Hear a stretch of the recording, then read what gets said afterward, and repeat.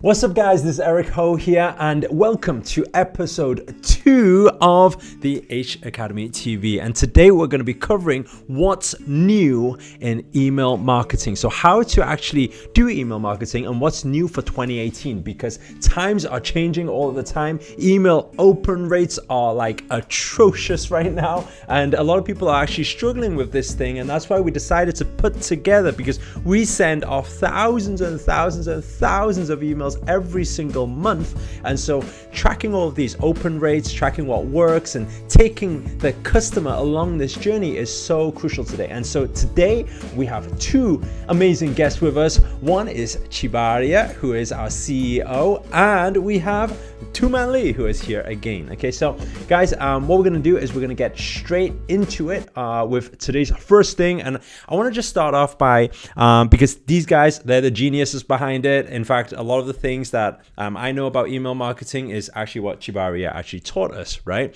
And she passed on that message. Now, it's just that a lot of the time, man does a lot of the work, and Chibaria watches man do a lot of the work.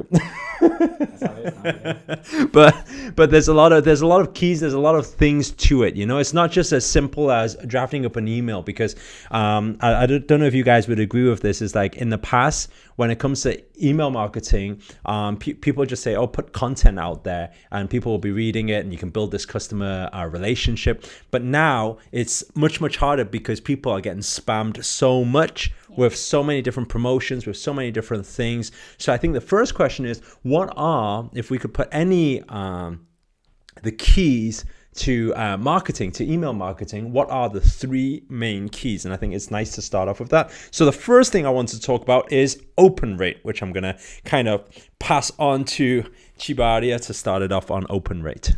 Yes, open rates are terrible these days. It's really a pain whenever we are marketing and we create such nice emails with amazing things that can really add a lot of value to people, and then we see that the opening rates are so low. And when I'm talking about low is like below 20, below 15, below 10% even. So what type of open rates would you call like an average, if you can say that, like today?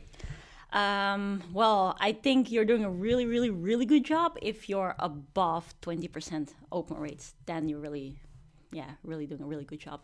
Especially because right now, just like what you said before, people are getting so many emails from like every company that they have somehow got a relationship with. They've opted in or they signed up for their newsletter. So people are really being saturated right now. And just like us as well, whenever we open our email box, it's full with unread emails, and that's the problem that we're facing. So when it comes to this stuff, you really need to be creative in terms of how you can get people to think like, oh wow, I really need to open this one. Okay, and how can you get people to open up your emails? You know, it wasn't much of a big deal back in the days, because before, when the internet started actually being really popular with marketing, people would actually be really interested with getting email. Like imagine back in the days, you would when receive an email, you get really excited. Exactly, yeah. When dial-up started, I got an email. Now you're trying to get rid of the emails. You know, you're trying to unsubscribe to as many channels. Yeah. Exactly, and you know, doing like normal posts through the letterbox was the normal thing to do.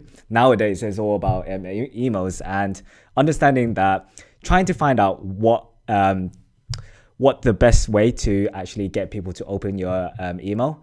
The one good way of doing it is by modeling what other good marketers are currently doing right now, which is people like Frank Kern, Neil Patel. They're masters at doing these things. And the content of what you're actually putting out in your email, including the headline, is also important as well, because you know, you're trying to give out content, but you're trying to nurture people at the same time. So obviously you need to understand what's in it for them. So what do you guys think to clickbait titles? Because I know, like, let's say even if we rewind, let's say 2 years ago, clickbait titles will be also a lot more effective than now, because when people first seen the clickbait stuff, and those of you who aren't familiar with what the term clickbait, it just means something that is so shocking that it makes people click onto it, right? But I think what happened is, because every industry started doing it so much, I think now people look at it and just immediately have this spam alert on, right, when they see it. So what are your thoughts on that? Well, it's good occasionally. I mean, every now and then it is good to put like really clickbait titles in there. But for long-term goal, it's really important to be that brand that people will want to continuously open the emails because it has added so much value to them. And one of the things that is really important in doing that is to really think about this one person on the other end of the mailbox, to really be that friend to that other person. Yeah, I think it's really understanding, and this is what we say in any of our business coaching. We always say that it's always about understanding what the customer and the consumer needs, what they want. I think one big thing that old mentor of mine taught me many years ago was saying that if you could imagine everybody that is walking around right now, if you imagine your consumer, your clients, your potential clients are walking around with a sign on their head, maybe not a sign like a Hello Kitty sign, but maybe a sign on their head that is shouting out their thoughts right now. So their problems, what are the pain points? Because if you can provide a solution to their pain points, that's when they are most intrigued to click on that thing. So for example, if people have subscribed to, let's say, internet marketing, and their pain points is nobody's opening my emails, what can I do?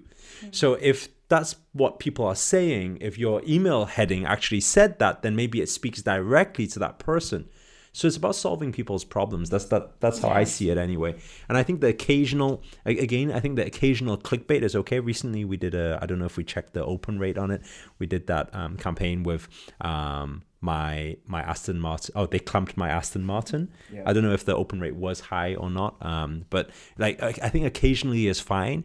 But then it needs to be linked as well. If you're going to do clickbait titles, the subject title, it must be linked to the email. Like it can't be like totally disconnected, because if it is and you don't talk about what's on the subject, they won't fall for it again. And not only that, they may go and unsubscribe.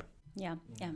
You really want to be creating something that is personally speaking to that person on the other side, and to make sure that it's relevant to what they want. But another thing as well in this whole process is you want to make sure that the first set of emails that you're sending, like if you're just setting up your business or just starting out with this whole email marketing stuff, you want to make sure that the onboarding process is really good. So the first few emails that people get whenever they sign up to you, that's the most crucial part, and that basically sets the foundation of how the rest of your performance will be as well. Nice. Yeah, and if you don't know what type of content that actually converts, you could also use a website called emaildrips.com. They've got tons of different emails that you can model. And when we say model, we don't say copy exactly every single word, but you gain inspiration and then make your own twist on it. Nice. And I think that leads us nicely onto our second key. The second key to email marketing is modeling. So what is your take on modeling, and how much do you model, and who do you model? Where do you find to model? Yeah, so just touch briefly before about modeling. You need to make sure that whoever you're trying to model, that they're getting the conversion, because it's very easy to see what you like in terms of an email, but it's another case if the actual email gets conversions or not. And that's the important thing people get obsessed about, is whether they think it's the right email to launch out, rather than actually what is actually working with the email marketing. So one tool that you could also use for your email marketing is Ad Espresso. That's one good tool to model different types of advertisement, including emails. And yeah, so Ad Espresso, I think the whole process of this is by finding out who your competitors are, who else is in your industry, in your field, who is marketing out there right now. So you can use a tool like Ad Espresso. Then you can find all the campaigns that are being launched out there, the ad campaigns, and then you actually subscribe to them. And once you subscribe to them, you'll get the whole email blast, the whole email sequence. So I think that's one way to look at it. Any additional on that? Yeah, definitely. So Ads Espresso is a really good place to start. But then obviously when you're looking for other people's ads, you want to make sure that they are actually doing the right job. Just like what Man said before, you want to make sure you're modeling those people who are getting the results. So you want to combine that tool with SimilarWeb as well, where you can then check those competitors, and you can there see how much traffic they're getting to their website. So if the traffic is quite high and they're ranking quite high in the world rank, then it's a good person to model or a good competitor to model. But another thing to see as well, if you want to know if their emails are actually converting, you can, if you go to SimilarWeb, you can scroll down and see how much of their traffic they're actually generating by email. So if it's a big proportion, then you also know that their emails are doing quite well. Nice. So this is the crucial thing, you know, for a lot of startup businesses, what they end up doing is they end up playing this guessing game. You kind of like start a business, then what happens? You launch a product, and then you hear people say, oh, you need to email your audience. Then you're drafting up these random emails, but you don't know if that email is, number one, is actually going to get people to open, and number two, whether it's going to actually keep people engaged to stay subscribed, you know, or are they going to read it and unsubscribe? Because then you're losing your database, you're losing your list, you're losing your money. So it's very crucial to get these things right. And I think this nicely goes on to our third key. Our third key in email marketing is about being personalized and relevant. I think we'll start from this side. Yes. So when you are using these email platforms like Infusionsoft or MailChimp is a really good one to start off with. You can start it for free. And in these tools, you have options to really personify your emails, such as you can say, hi, Eric, instead of saying, hi, everyone.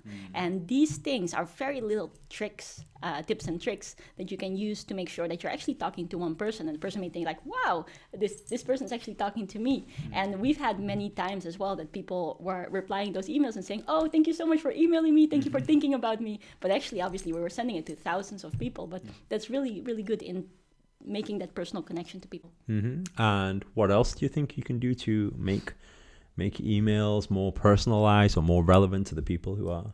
Yeah, so understanding that when you're doing these email marketing campaigns, the people who actually go into your database, they understand who you are and what you do as a company. So what you need to understand is why is it that they entered into your database and what they're looking for. Once you've understand what their purpose is, then you can start making relevant content into how to actually nurture them. That's really important as well, and that's where you can actually segment your database, where people who's, let's say, for example, interested in business goes into the business section, and people who are into marketing goes in the marketing section, and then you can really sort of like work with that database and give them the right tools and education that they need as well. Nice. Guys, so that's a wrap for today. That's our 10 minutes over for today on the clock. And guys, if you've enjoyed this video, please do hit the thumbs up. It will support our channel and give us the motivation to keep this going for you guys. You know, I mean, at the end of the day, we're just,